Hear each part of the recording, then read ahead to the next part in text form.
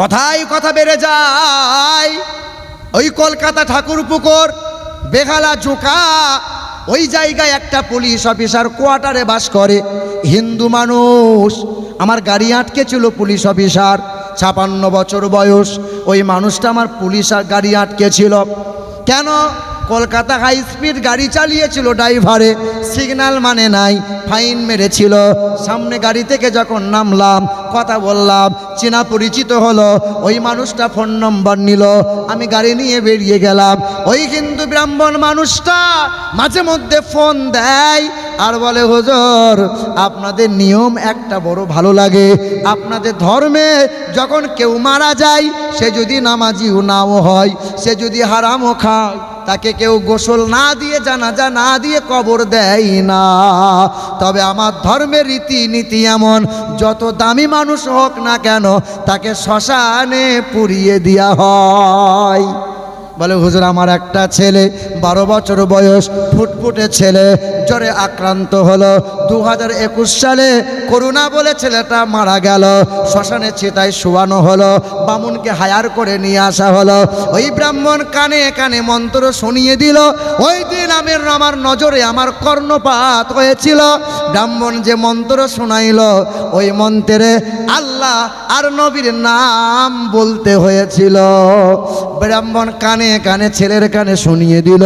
ওই ছেলেকে শ্মশানে শুইয়ে দেওয়া হলো, উলঙ্গ করে দেওয়া হলো, কাঠগুলো তার বুকের ওপর শুইয়ে দেওয়া হলো, আগুনটা মুখে লাগিয়ে দেওয়া হলো। পুড়ে পুড়ে যখন ছাই হয়, মানে শিরাগুলো টান ধরে যায়, ঠাড়ো যখন হয়ে যায়, 2-4 জন রয়ে দাঁড়িয়ে রয়, বোতলে টান মারে, কাঁচা বাঁশে করে আবার বাড়ি মেরে দেয়, পুড়িয়ে ছাই করিয়ে দেয়। ওই দিন মনে মনে হয়, কারো দয়া হয় না, কারো মায়া হয় না। আমার মনে বড় তামান্না, আমি যদি মারা যাই, আপনাদের মতো আমি কবর নিতে চাই। আমি বললাম, ভাই এটা তো সম্ভব নয়। কবর নিতে গেলে তোমার মুসলমান হওয়া লাগবে, জানাজা নিতে গেলে তোমার ইমানদার হওয়া লাগবে, হ্যাঁ দোয়া নিতে গেলে তোমার ইমানদার হওয়া লাগবে। বেঈমানের জন্য দোয়া হয় না।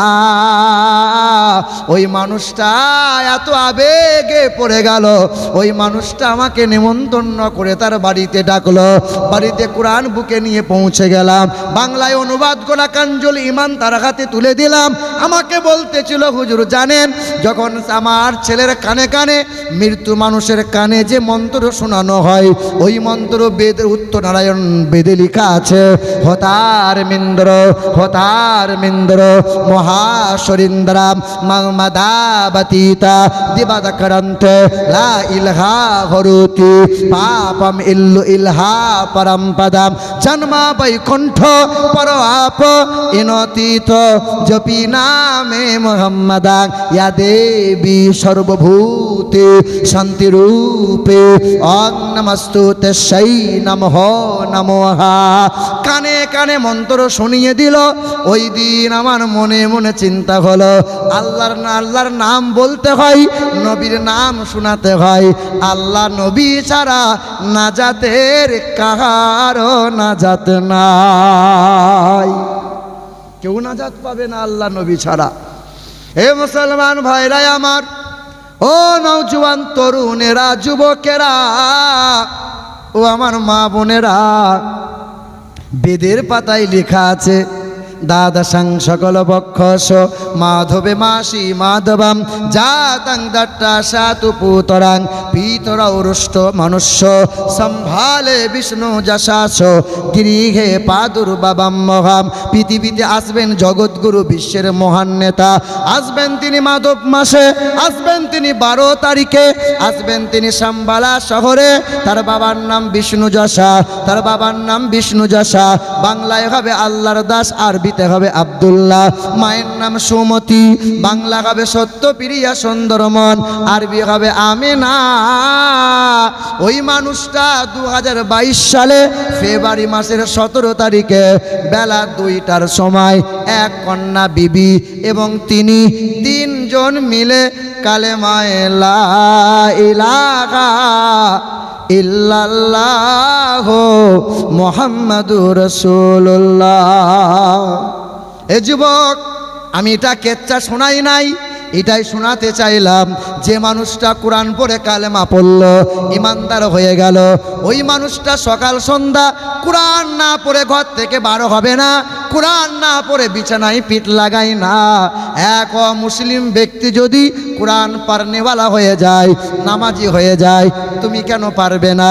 আমরা আলেম ওলামা যারা, আমরা যেমন 3 বেলা খাবার খাই, তোমরাও তো 3 বেলা খাবার খাও। তোমরা বাথরুম যাও, আমরাও বাথরুম যাই। এখান থেকে তোমরা বাড়ি যাবে, আমরাও বাড়ি যাব। তবে তোমরা বাথরুম যাবে, ডান পা না বাম পা দিতে হয়, সেটাই হয়তো অনেকেরই জানা নাই। কি বলেন? মাদ্রাসার তালিবে ইলম দেখবে গোপনে পেশাব করবে, হাঁটুর ওপরে কাপড় তুলে পেশাব কখনো করবে না।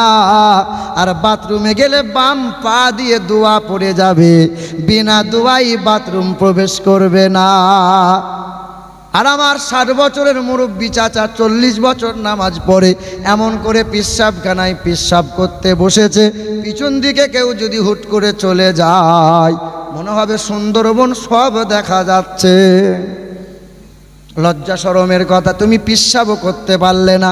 কবে শিখবে বাপ? রাগ করিও না, তুমি আমার বাপ তুল্য ভাই তুল্য ছেলে। নওজোয়ান যুবক যারা, তুমি নবীর তরিকাকে ভালোবাসতে পারলে না। বাথরুমে কোন পা দিয়ে যেতে হয় সেটাও শিখলে না, কোন দোয়া পড়ে যেতে হয়। নবী বলেছেন খাবার আগে এই দোয়া পড়ে খাবার খাও, বাথরুমে যাওয়ার সময় এই নিয়ম পড়ে যাও, শোবার সময় ডান কাত হয়ে শুয়ে যাও, অজু করে শুয়ে যাও, দরুদ পড়তে পড়তে ঘুমাও। ঘুম থেকে উঠে আল্লাহর শুকরিয়া আদায় করো। একমাত্র গরু যারা, ছাগল যারা খাবার আগে বিসমিল্লাহ বলে খায় না, ঘুম থেকে উঠে আল্লাহর শুকরিয়া আদায় করতে হয় না। গরু ছাগলকে পেশাব করে পানি নিতে হয় না, পেশাব করে পানি নেয় যারা, মুসলমানের ছেলে তারা। জুম্মার দিন নামাজ পড়ে বেরিয়েছে, আমিও বেরিয়েছি, মোটর সাইকেল নিয়ে 1/2 কিলোমিটার দূরে এসে মাথার টুপি এখনও মাথায় আছে, ছচ্চর করে পশ্চিম দিকে মুখ করে দাঁড়িয়ে গেল, মাল অর্ধেক প্যান্টে মুছে নিল, ঘরে চলে গেল। বাপ বলছে আমার ছেলে মানুষ হচ্ছে, আর কোরআন বলছে তোমার ছেলে এঁড়ে গরু তৈরি হচ্ছে, কুত্তা হচ্ছে, কুত্তা। হ্যাঁ, কুত্তাকে জিজ্ঞাসা করিও না, কুত্তা। আমি যে 365 দিনে একদিনও সিজদা করি না, একদিনও যে ফজরের নামাজ পড়ি না, এ কুত্তা তুই নামাজ কেন পড়িস না? কুত্তা তোমাকে শান্তভাবে জবাব দিয়ে বলবে আমি কুত্তা, আমি একটা নীচ প্রাণী। আল্লাহ যদি আমাকে বলতো আমি কুত্তা মালিকের সিজদা করতাম, কিন্তু তোমার প্রতি আল্লাহ হুকুম করেছে সিজদা করার, তুমি 365 দিনে তুমি একদিনে সিজদা করলে না, অথচ তার দেওয়া বাতাস গ্রহণ করো, অথচ তার দেওয়া সূর্যের আলো তুমি নাও, তার আসমান তুমি ভোগ করো, তার জমিন তুমি ভোগ করো, অথচ তার শুকরিয়া আদায় করা মন গেল না। আরে কুত্তাও খেতে পায়, নাফরমান বেঈমানও খেতে পায়, সূর্যের আলো পায়, বাতাস পায়, কুত্তাও ঘুমায়, গরু ছাগল কুত্তারও যৌন মিলন হয়, কুত্তারও বাচ্চা হয়। তা তোমার আর কুত্তার মধ্যে তফাৎ কি বাপ বলো? সেও তো ঘুমায়, সেও তো খাবার পায়, সেও তো যৌন মিলন করে, তারও তো কুত্তা হয়, বাচ্চা হয়, তার মধ্যে তোমার তফাৎটা কি বাপ? বাপও কিছু বলে না, বাপ শুধু বলেছে বয়স হয়েছে বাপ এবার ইনকাম করে নিয়ে আয়, নামাজ পড়লি আর না পড়লি, হ্যাঁ আল্লাহকে মারলি আর না মারলি। যে ছেলেটা মুতে পানি লাই না, ওই ছেলে নারায়ে তাকবীর। কলকাতা মেটিয়াপুরুজে আমি মসজিদে বিশ্রাম করছি, তো আমাকে উঠাচ্ছে রাত 12টার সময়, সবুজ রঙের পাঞ্জাবি পরেছে, মাথায় সবুজ রঙের ফেটা বেঁধেছে, একদম দেখে মনে হচ্ছে আল্লাহর ওলি, একদম এরকম চেহারা, বুঝলেন, বুলেট চেহারা, সামনে এক সরে যা হুজুর যাচ্ছে, নারায়ে তাকবীর। আনুবাব তুই হাতটা সাবধানে রাখ, একবার যদি স্লিপ খেয়ে আমার বুকে লেগে যায় কলজে কানা হয়ে যাবে, নারায়ে তাকবীর এমন করছে। আমি স্টেজের কাছে এসে একবার জিজ্ঞাসা একবার করি, আনুবাব তুই সত্যি করে বল মুতে পানি নিস? বলছে হুজুর আজকেই নিয়েছি, আজকে জলসার দিন, অন্য দিন গোলমাল হয়ে, আজকে ফুল করি না, আজকে নিয়েছি। বলো যুবক, কষ্ট নিও না, আমি তোমার ভাই, কবে পরিবর্তন হবে বলো? এ মুসলমান নওজোয়ান তরুণেরা, আল্লাহর নবী মায়ার নবী হাবিবে কিবরিয়া জনাবে মুহাম্মদুর রাসূলুল্লাহ বলে সাল্লাল্লাহু তাআলা আলাইহি ওয়াসাল্লাম মসজিদে নববীতে খেজুর গাছের গুঁড়িতে হেলান দিয়ে নবী আমার বায়ান করছিলেন। এমন সময় বায়ান করতে করতে নবীজির চোখ দুটো লাল হয়ে গেছে, পানিতে ছলছল করছিল। আল্লাহর নবী বারবার একটা কথা বলছিল, আল্লাহুম্মা গফিরলি উম্মতি উম্মতি, আল্লাহুম্মা গফিরলি আল্লাহুম্মা গফিরলি। আল্লাহ আমার উম্মত উম্মতিকে তুমি মাফ করে দাও। কার চিন্তা বলো না, কার চিন্তা? এই উম্মতের চিন্তা। আম্মাজান আয়েশা শুধু বলেছিলেন, ইয়া রাসূলুল্লাহ আপনি আমার জন্য একবার দোয়া করে দেন না। আল্লাহ রাসূল শুধু বলেছিলেন, আল্লাহুম্মা গফিরলি আয়েশা, আল্লাহ আমার আয়েশাকে মাফ করে দাও। তো আম্মাজান আয়েশা খুশিতে আনন্দে আত্মহারা। তো নবী জিজ্ঞেস করছেন, এত হাসছো কেন, এত আনন্দ কেন? আপনি আমার জন্য দোয়া করেছেন, আমি আনন্দ হব না? নবী বলছেন, প্রতিদিন আমি ৭৭ বার করে এই দোয়াটা উম্মতের জন্য করি, আল্লাহুম্মা গফিরলি উম্মতি উম্মতি, আল্লাহ আমার উম্মত উম্মতিকে মাফ করে দাও। এ মুসলমান ভাইরা, আল্লাহর নবী দয়ার নবী মসজিদে বসে আছেন, উম্মতের ফিকির করছেন। সাহাবায়ে কিরামরা নবীকে গোল করে ঘিরে বসে আছেন। এমন সময় এক মহিলা, ঘরের এক কাজের দাসী দৌড়ে এসেছে, মসজিদের সামনে থেকে নবীকে দাঁড়িয়ে সালাম দিয়েছে, আসসালামু আলাইকা ইয়া রাসূলুল্লাহ, আসসালামু আলাইকা ইয়া হাবিবাল্লাহ। আল্লাহর নবী সালামের জবাব দিয়ে বললেন, মা, এ মা, কি হয়েছে কি বল না? বলে, ইয়া রাসূলুল্লাহ একবার বাড়ি যাওয়া লাগবে, মা আপনাকে ডাক দিয়েছেন।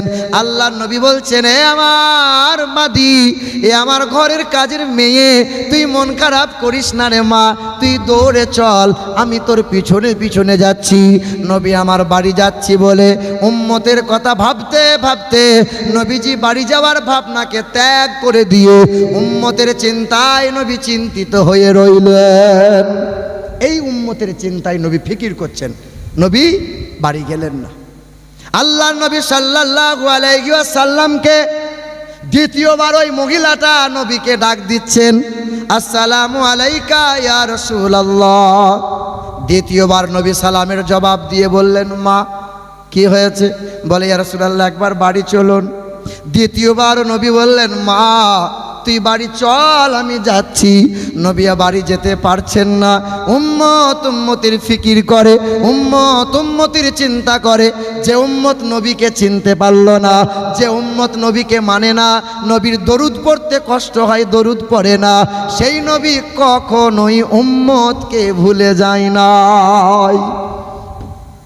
আল্লাহর নবী তৃতীয়বার নবী আমার উম্মতের ফিকির যখন মগ্ন হয়ে আছেন, ওই কাজের মেয়েটা তৃতীয়বার এসে নবীকে সালাম দিচ্ছেন, আসসালামু আলাইকা ইয়া রাসূলুল্লাহ। আল্লাহর নবী তাকিয়ে দেখছেন মহিলার চোখ দিয়ে পানি টপ টপ করে গড়িয়ে গড়িয়ে পড়ে। দিন দুনিয়ার বাদশাহ হাবিবে কিবরিয়া নবী আমার সালামের জবাব দিয়ে উঠে দাঁড়ালেন। সামনে গিয়ে জিজ্ঞাসা করছেন, মা, তুই কাঁদছিস কেন? তোর সঙ্গে কেউ কি দুর্ব্যবহার করেছে?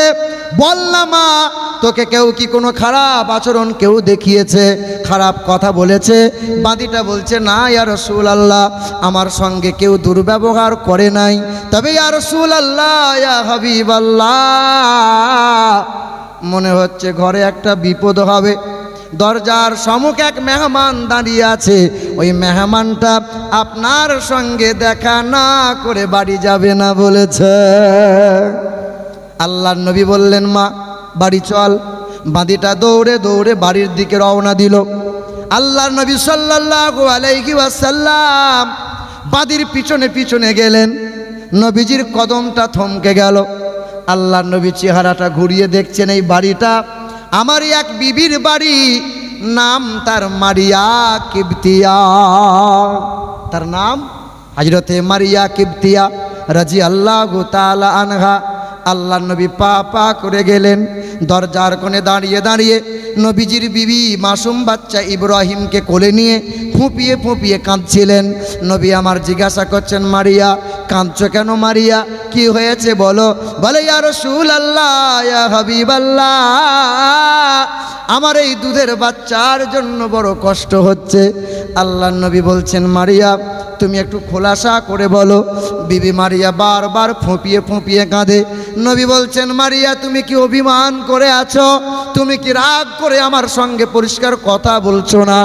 বিবি মারিয়া কিবতিয়াকে নবী বলছেন, মারিয়া রাগ করো না, অভিমান করো না, উম্মতির চিন্তায় পড়ে তোমার ডাকে সাড়া দিতে দেরি করে ফেলেছি মারিয়া। বলে, ইয়া রাসূলুল্লাহ, আমার এই ছেলেটার কথা আপনি কি ভুলে গেলেন? এই ছেলেটা 3 দিন ধরে জ্বরে আক্রান্ত। ছেলেটা পানিতে মুখ পান করে না, স্তনে মুখ লাগাই না। ছেলেটা থরথর করে কাঁপছে, সকাল থেকে আব্বু আব্বু করে ডাকছিল। আমার এই ছেলেটাকে একবার আপনি কোলে তুলে নেন। আল্লাহর নবী কোলে তুলে নিয়েছে। আল্লাহর নবীর পুত্র, নাম তার ইব্রাহিম রাদিয়াল্লাহু তাআলা আনহু। আল্লাহর নবী মাসুম বাচ্চার পাটা নাড়াচ্ছেন, পা লটকে গেছে।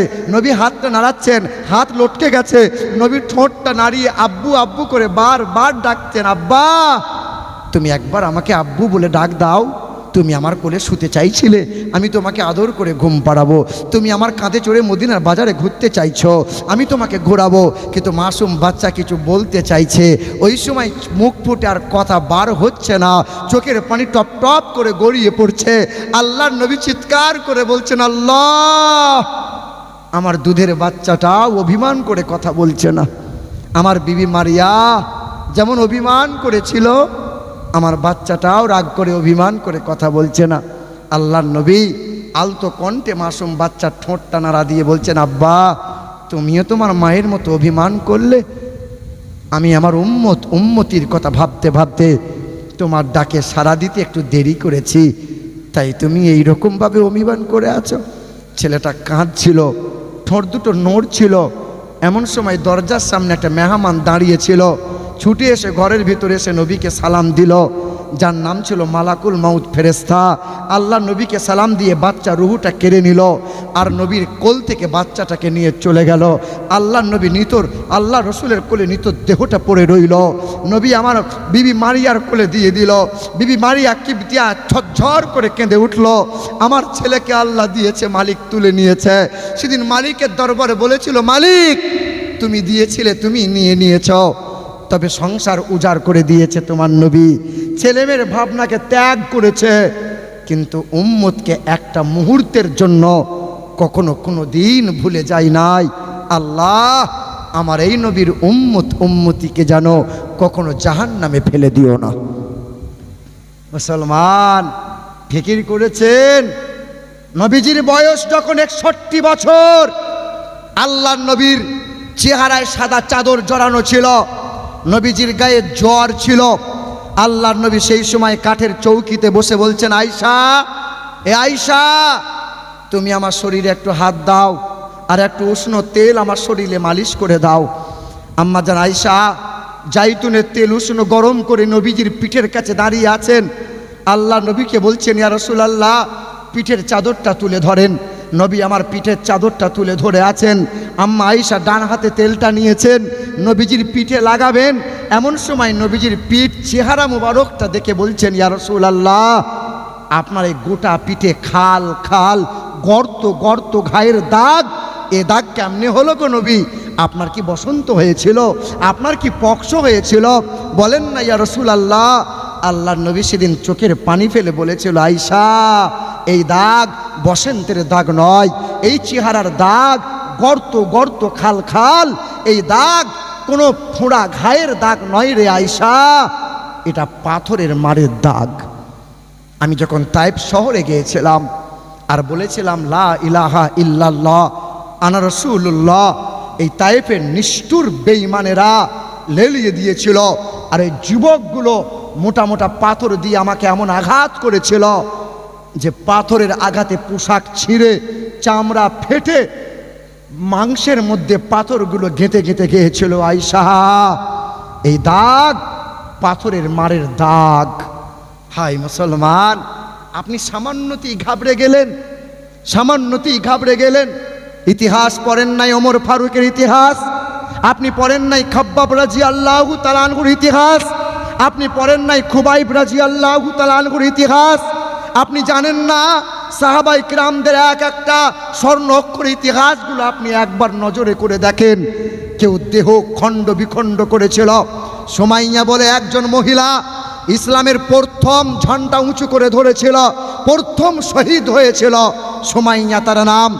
যখন বেঈমানরা তাকে গাছে বেঁধে দিল আর বলেছিল সুমাইয়া তুমি কালেমা ত্যাগ করে দাও, ওই সময় মা সুমাইয়া বলেছিল জীবন দিতে রাজি আছি, কালেমা ত্যাগ করতে রাজি নাই। খেজুর গাছে বেঁধে দিয়েছিল, গোটা দেহের পোশাক উলঙ্গ করে দিয়েছিল। মা সুমাইয়া রাদিয়াল্লাহু তাআলা আনহা বলেছিল আরে বেঈমানের দল, উলঙ্গ করে দিলি তাই বলে তোরা ঈমান ছিনিয়ে নিতে পারবি? পারবি না। বেঈমানের দলটা করেছিল মা সুমাইয়াকে জমিনে চিৎ করে শুইয়েছিল, আর চিৎ করে শোয়ানোর পর ডান হাত ডান পা বেঁধেছিল, বাম হাত বাম পা অন্য এক রশিতে বেঁধেছিল, বর্ষা নিয়ে লজ্জাস্থানে ভরেছিল, পাক দিয়েছিল, ভেতরকার মাংস রক্ত ছিঁড়ে টেনে বার করে নিয়েছিল। মা সুমাইয়া বেঈমানের মুখে থুতু দিয়ে বলেছিল বেঈমানের দল, রক্ত নিলি, মাংস নিলি, কলিজা ছিঁড়ে বার করে নিলি, কিন্তু ঈমান ছিঁড়ে নিতে পারবি না। সেদিন বেঈমানরা করেছিল কি জানো? ডান দিকে রশিটা অন্য এক ঘোড়ার পিঠে বেঁধেছিল, বাম দিকে রশিটা আর একটা ঘোড়ার পিঠে বেঁধেছিল, একই সঙ্গে দুই ঘোড়ার পিঠে চাবুক মেরেছিল। দুই দিকের দুই ঘোড়া দৌড়ে ছিটকে যেমন চলে গেল, মা সুমাইয়ার দেহটা দুটো খণ্ড হয়ে ছিঁড়ে বেরিয়ে চলে গেল। মা সুমাইয়া যখন শহীদ হয়েছিল সূর্য তখন উত্তপ্ত ছিল। হ্যাঁ, দ্বিপ্রহরের সময় মা সুমাইয়া শহীদ হলো। যখন সূর্য অস্ত যায় তখন মাংসের ভিতর থেকে লা ইলাহা ইল্লাল্লাহ, লা ইলাহা ইল্লাল্লাহ মুহাম্মাদুর রাসূলুল্লাহ এই কালেমার শব্দ পাওয়া যায়। মুসলমান, এ নওজোয়ান তরুণেরা, গোটা ভারতের মাটিতে মুসলমানদের যে পরিমাণে অবদান, এই অবদান কেউ দিতে পারবে না। যতই তারা এই অবদানকে লুকাক না কেন, যতই মুছে দিক না কেন। আগ্রার তাজমহল দিয়েছে মুসলমানেরা, লাল কেল্লা দিয়েছে মুসলমানেরা, আকবর কেল্লা দিয়েছে মুসলমানেরা, হুমায়ুন কেল্লা দিয়েছে মুসলমানেরা, জুম্মা মসজিদ দিয়েছে মুসলমানেরা, কুতুব মিনার দিয়েছে মুসলমানেরা, শহীদ মিনার দিয়েছে মুসলমানেরা, কলকাতার হাইকোর্ট দাঁড়িয়ে আছে মুসলমানদের ওয়াকফের জায়গায়, কলকাতার নবান্ন দাঁড়িয়ে আছে মুসলমান।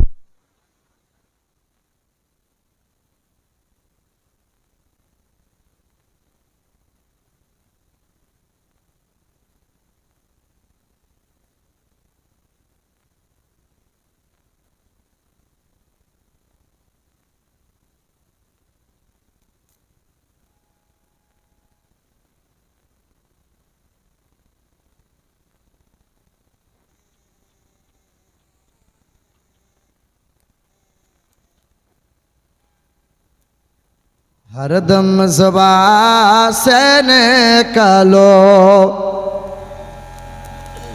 मोहम्मद, हरदम ज़ुबान से निकालो सफियाना मोहम्मद। देशटा नय तो कारो बापेर ভিটা, করিবে মন চাহিলি যখন যেটা। দেশটা নয় তো কারো বাপের ভিটা, করিবে মন চাহিলি যখন যেটা। দেশটা লক্ষ মায়ের ইজ্জতেরই দামে কেনা, মাটিতে মিশে আছে লাখ শহীদের রক্ত কোনা। শহীদের রক্তের দামে কেনা মদের সোনার ভিটা, শহীদের রক্তের দামে কেনা মদের সোনার ভিটা। তবে কেন অভ্যাস হলো বিদেশিদের চরণ চাটা। দেশটা নয় তো কারো বাপের ভিটা, করিবে মন চাহিলি যখন যেটা। এদেশের মাটি হতে গন্ধ আসে ওই কালেমার, এদেশের আকাশ ছুঁয়ে রয় দাঁড়িয়ে কত মিনার। এদেশের মাটি হতে গন্ধ আসে ওই কালেমার, এদেশের আকাশ ছুঁয়ে রয় দাঁড়িয়ে কত মিনার।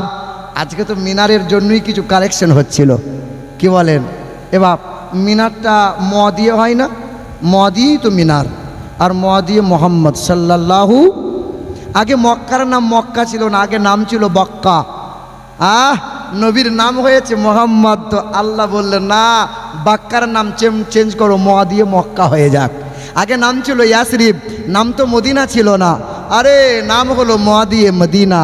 ম দিয়ে মসজিদ হলো তো ম দিয়ে মিনার। আরে ম দিয়ে মুসাল্লা হয় তো ম দিয়ে মুসলমান। আরে ম দিয়ে মৌলানা হয় তো ম দিয়ে মেহরাব। আরে ম দিয়ে মেম্বার হয় তো ম দিয়ে মুয়াজ্জিন। আরে ম দিয়ে মমিন হয় তো ম দিয়ে মৌলা। আরে ম দিয়ে মাগফিরাত হয় তো ম দিয়ে মা। আরে ম দিয়ে হয় মুহাম্মাদুর। আমরা মাকে ভালোবাসি না, বাসি না? আর একটা উদাহরণ দেই, দেখবেন গরু ছাগল কুকুর বিড়াল এই যতদিন মায়ের দুধ পায় ততদিন পিছনে পিছনে ঘোরে, ম্যা ম্যা ম্যা ম্যা করে। যখন দুধ ছেড়ে দেয় আর মা চিনতে পারে, এ বলো না, আর মা চিনতে পারে?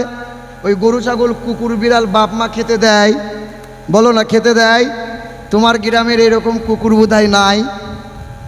বড় হওয়ার পরে বিবির ভালোবাসা পেয়ে বাপ মাকে ঘর থেকে বার করে দেয় নাই? এই বাপ মাকে ভালোবাসি কি বাসি না?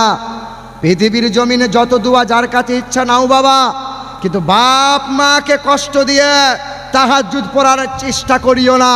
বাপ মাকে কষ্ট দিয়ে 4 বার হজ করার চেষ্টা করিও না। বাপ মাকে কষ্ট দিয়ে পীরের, এই বাপ মাকে ভালোবাসি না, বাসি না?